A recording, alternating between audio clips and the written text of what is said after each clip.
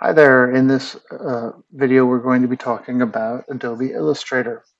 When you first open Adobe Illustrator, this is what screen you get. If you've done stuff before, it'll show up down here. If you haven't, you'll get a choice of common presets to open up, and the presets refer to how big your screen is going to be. So for instance, if you're working on a computer thing, which we probably will, then this is a pretty good size. If you're doing postcards or letters, or that's a common, there's also um, film and video and print and web. And oftentimes I may call on you to open up a particular version of this. Um,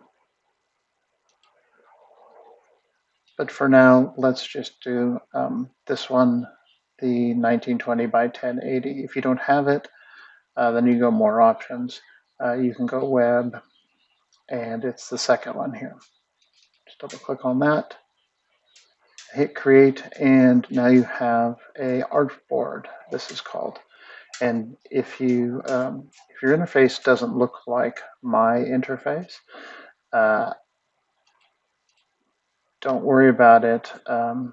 Go up here to Windows and go Workspaces and make sure that you've clicked on Essential Classics, and that will bring you to a workspace very much like this.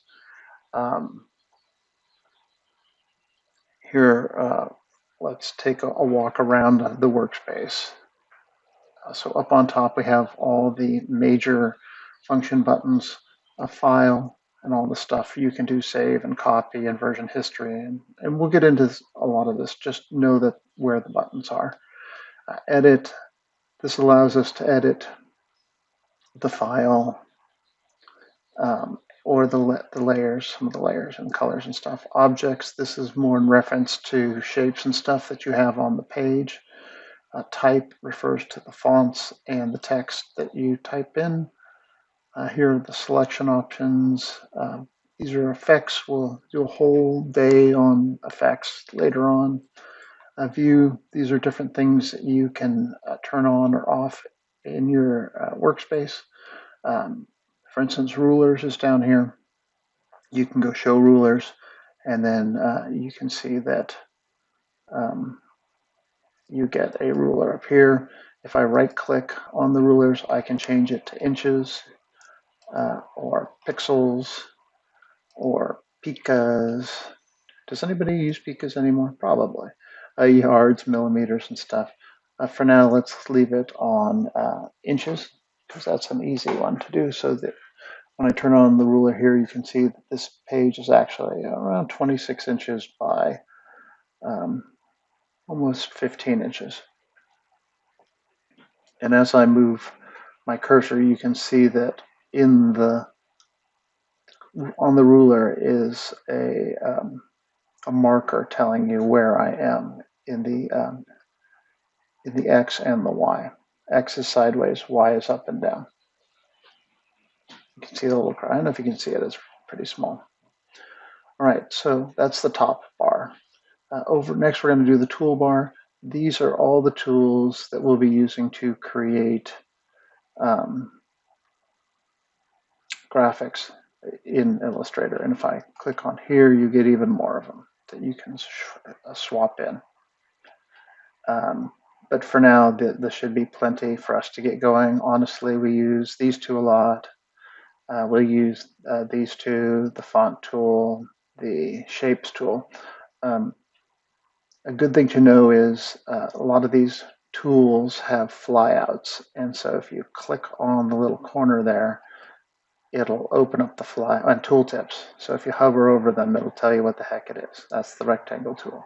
But if you click on the little corner here, you get a flyout of all the different tools that are available within that one little button. And if you click on this little black spot here, then that docks it to its own little window. So now I can choose any of these tools to use here. So if you're using, like, I need a bunch of squares, dude, oops, it's on stars. I need a bunch of stars.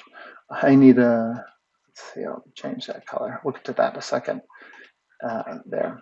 And you just highlight them in order to be able to draw the shape that you want.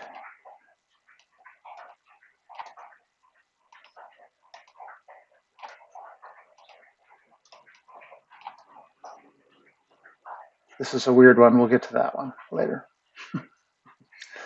Uh, and this is here for a lot of different functions. Like I can click here and get all the text tools. Generally, you don't need all the text tools because you're only usually writing in one thing.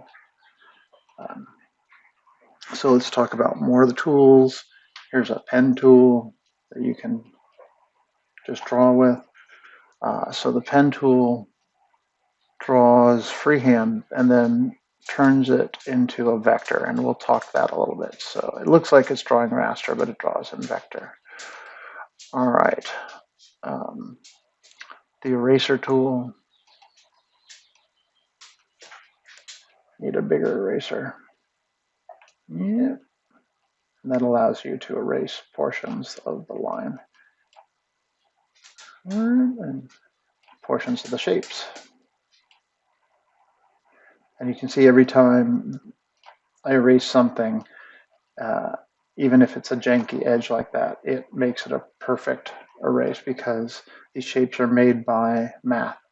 They're vector shapes. And like I said, we'll get into that in a second. All right, gradients, move tools, magnifying glass.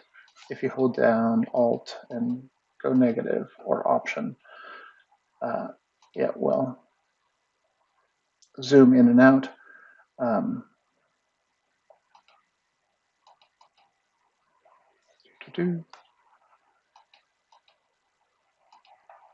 Great. So that's the toolbar. If you look up here to this bar, you have when you have different things selected. Looks like mostly the same stuff is up. If you select, sorry, let's just go through it. The first one is fills, which means the color inside of something. The second one is strokes, which is the line around something. So if I, for instance, select this, I can change the color to something else. And then if I select this, I can make it have a red outline. And I need to probably increase the outline size so that you can see it. So fill in the middle part, stroke the outside part. It says right there, there's the size of the stroke. These are variable width profiles. We'll get back to that. Here's our brushes. For now, just leave it alone on the 3-point round. Here's opacity. So if you want it to be transparent, you can turn that up or down. You have to select the shade. There you go. And now if I were to bring this over, problem is that this shape is way in the back. So I can send this one back. There you go. Now the shape is over the top of that, and you can see it's transparent. That here. Styles are color patterns that you can put into things, and we don't have to worry about the rest. So this up here, this bar here, is also mimicked in the properties panel, with the exception of X and Y distancing. So I can select an object here, right? And here's the fill, same as that fill. Here's the stroke, same as that stroke. Here's the opacity, same as that opacity. But this one has, if I move this anywhere, you can see that the X and Y location is displayed here, and it shows up there, as well as rotation. I can rotate it different degrees, or if I go in close to it, to a corner, I can rotate it, and you can see that that changes that. So let's talk, I guess, a little bit about that. if you see this little bar around this allows me to grab this and manipulate this object. So if I grab a corner, I can, and hold down my left mouse button, I can squish it or make it really tall. Or if I hover over a corner, I can rotate it. Don't worry, we'll use these a lot. You'll learn them all. There's also all these tools for alignment. There's effects that we can do to it. We'll do all this stuff. All the path options. So much to learn. What I'd like you to do for your homework is create a bit like this. Just create an artboard. And here's our artboard. And then go over here to the shape tool and create some shapes. Make sure that they have a fill and a stroke, and maybe draw some lines. Just show that you've followed. Just take a screenshot of this and upload it to Canvas of your exploration, in your first exploration into Illustrator. Okay, thanks. See you in the next video.